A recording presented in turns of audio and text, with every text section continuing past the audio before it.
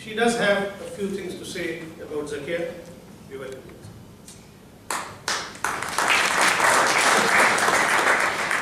Thank you, TJ.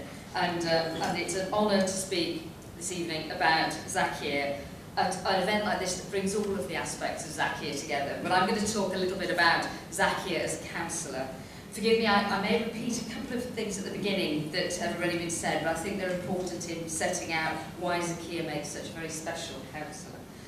I first met Zakia in the late 1990s. She was already an enthusiastic political campaigner for the Labour Party, passionate advocate of our values, and a regular volunteer in Andrew Dismore's constituency office.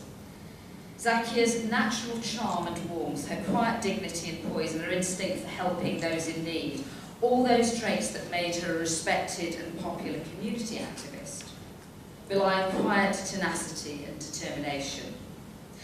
And of course she has an abiding commitment to the Labour Party and to the Labour group and her colleagues, but I'm getting ahead of myself. It was that determination that her Muslim community should have a voice and be as involved in politics in Barnet as many other communities, and that she could best promote that as a Labour councillor that led her to stand in election. Now, like so many before her, it took a couple of goes. She first stood as a candidate in the Mill Hill by-election in November 2000. Anyone who's ever fought a November election or a winter election will know that that takes a particular determination of its own. And then for the Hale ward in the local council elections in 2002, losing out to a long-standing Tory councillor. Zakia wasn't selected to fight the Hale by-election in 2004, but it's absolutely a measure of the woman she is, that she spent evening after evening on the telephone telling members of her community precisely why they should be voting for the Jewish candidate in this by-election. And it was absolutely charming to hear her do it. She was finally elected, as said earlier, as the first woman Muslim councillor in Barnet at the Colindale by-election in April 2005. In a much safer seat, a safe Labour ward, and she has not looked back since. She rapidly showed herself to be a committed community councillor who, as the leader of the time, leader of the Labour group in the, when we were in administration said, absolutely walked the walk. So I'd like to share just 3 of the very many stories I could tell you about that just illustrate Zakia as a councillor. The first is very typical. You're a proud Muslim, you're proud of your Muslim heritage and determined to be a good and respected representative. But you were heard one day, very firmly, but with her trademark charm, telling a delegation from the local mosque to her councillor's surgery that she was a Muslim councillor, but not just a councillor for Muslims, and that she should and would support another local group. Now, that local group needed her help. It was a local evangelical church group, and they were needing space for a youth club for girls. And one of my very favourite pictures of Zakia is one where she's smiling warmly, thoroughly engaged and surrounded by enthusiastic, chattering, early teenage girls from a whole range of backgrounds. And of course, she is a smart and practical woman.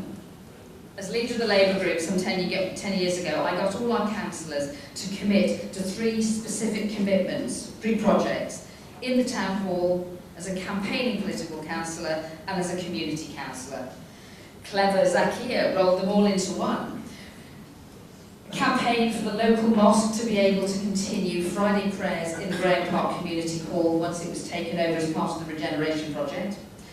She produced leaflets, raised a petition, spoke in the council chamber, negotiated with council officers and Barnet homes, and won the day, I think, to great acclaim. And of course, she was the first of the Labour councillors to meet the challenge.